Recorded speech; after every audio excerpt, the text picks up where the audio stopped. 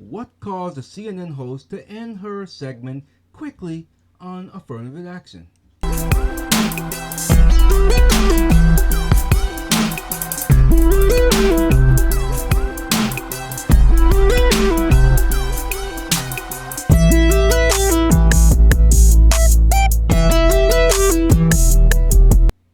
Welcome to Ray Dog's Random Thoughts. Ray Sean Blyden here. You can go to politicalbombshell.com, click on Political Bombshell Store, and get some of our items there. Or you can go there and click on Support Us. What caused the CNN, if you want to call her anchor, to end her segment really rapidly on affirmative action? Well, let's read through the story. I don't know. I don't read these ahead of time, as some of you would complain about, but I like to read it along with you so you can get my spontaneous combustion, if you will. So let's read along together.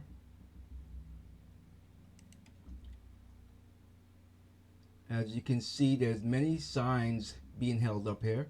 One saying, I am Asian American. I have a dream too. One says hashtag defend diversity. Another one says affirmative action, yes. So you have different opinions here. Let's read on, shall we? A liberal American is going apoplectic. They're going nuts over the recent Supreme Court ruling that ruled affirmative action policies for college admissions. Reactions have ranged from Justice Clarence Thomas being evil to this is the end of higher education for women. I don't know how you get that. Even though women dominate college campuses. Of course they do.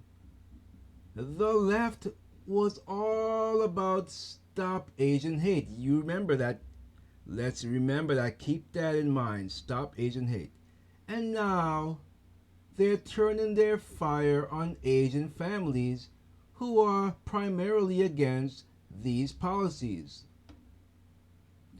You have someone named Greg Price tweeting, "Liberals, stop Asian hate. Supreme Court rules Harvard can systemically discriminate against Asians in admissions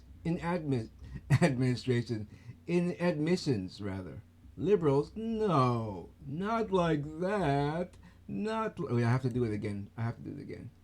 No, not like that. Not like that at all. Okay. So CNN reporter and anchor Abby Phillips' segment on this subject unexpectedly ended once facts were presented by Kenny Zhu of Students for Fair Admissions. We all know why that happened, folks. And that was via the Blaze. CNN, this is a quote here, CNN host Abby Phillips ended the segment with a fair admissions advocate on Thursday when he used facts to demonstrate the downside of affirmative action.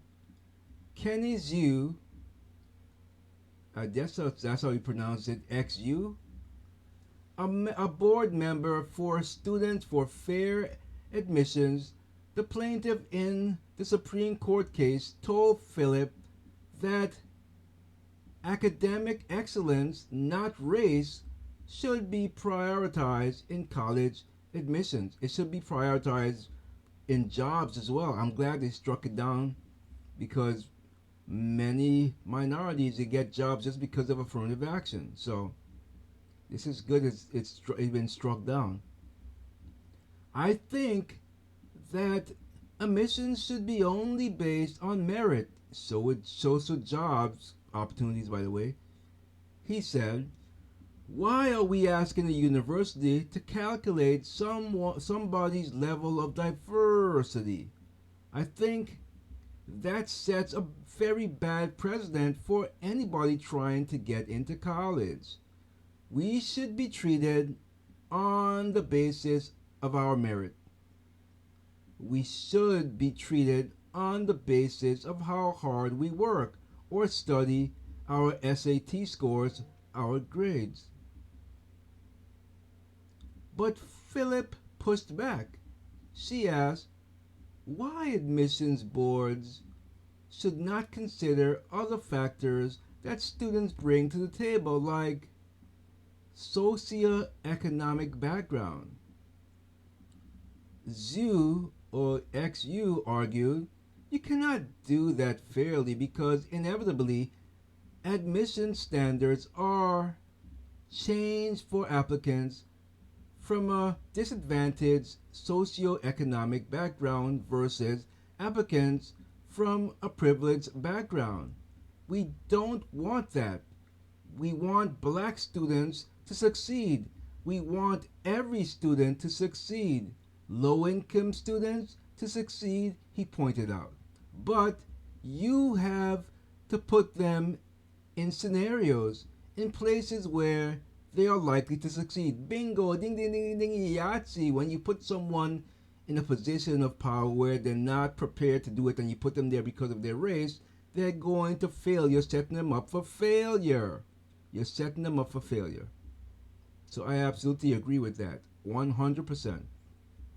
And that lowering your standard to admit somebody of a socioeconomic status of race would not help you do that. In fact, you would harm their graduation rate and excellence. Of course you would.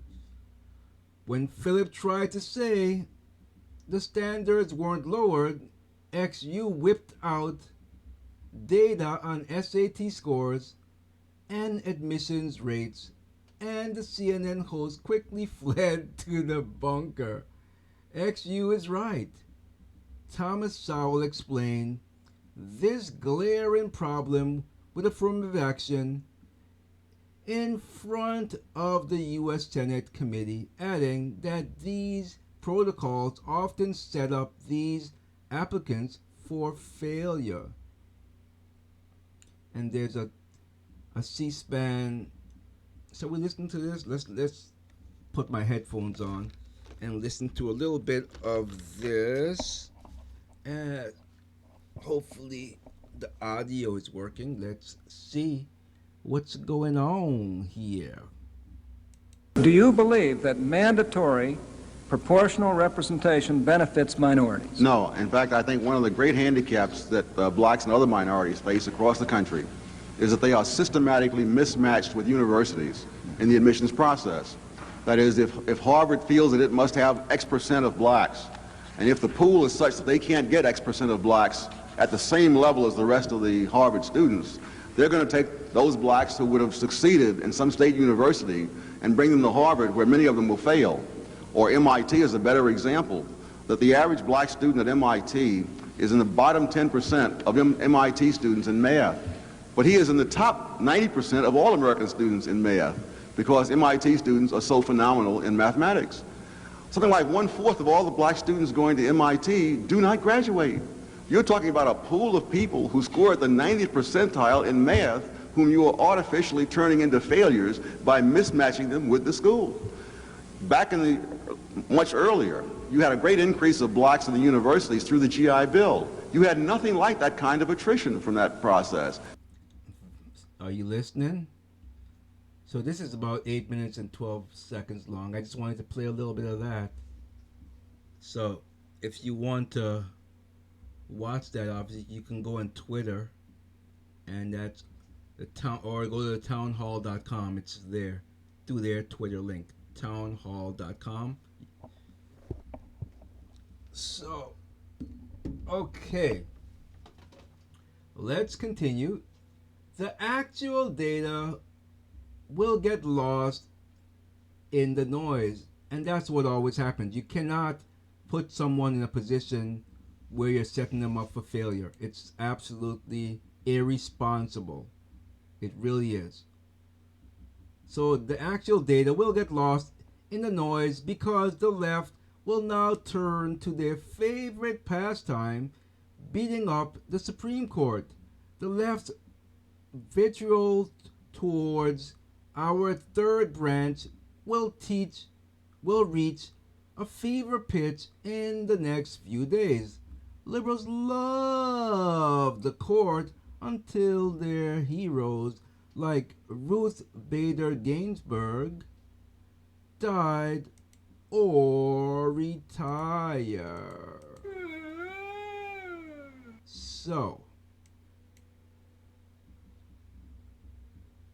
Ginsburg received, what did she receive? She received some grave stomping as her retirement under Barry Obama, and could have led to a younger liberal jurist replacing her seat. Instead, she refused to step down and passed away. And now you got conservative Justice Amy Coney Barrett, who sits there instead. The left thinks SCOTUS should be subjected to the court of public opinion. Newsflash, they are not. They are not. They are not. Judicial review isn't an electoral process. They're supposed to be isolated from the noise. A lot of the left aren't. In fact, I would argue all of them are not isolated from the noise. That's for Congress and the legislators to deal with systematically. Yet, after using the courts to push their agenda, you can see why the left would wrongly think this is another legislative battlefield. Battlefield. Well, well, well. What do you have to say about that? So, she got put in her place rightfully so. Rightfully so.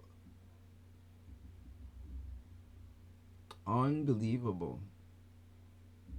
I don't know why we have to go through this year after year after year after decade.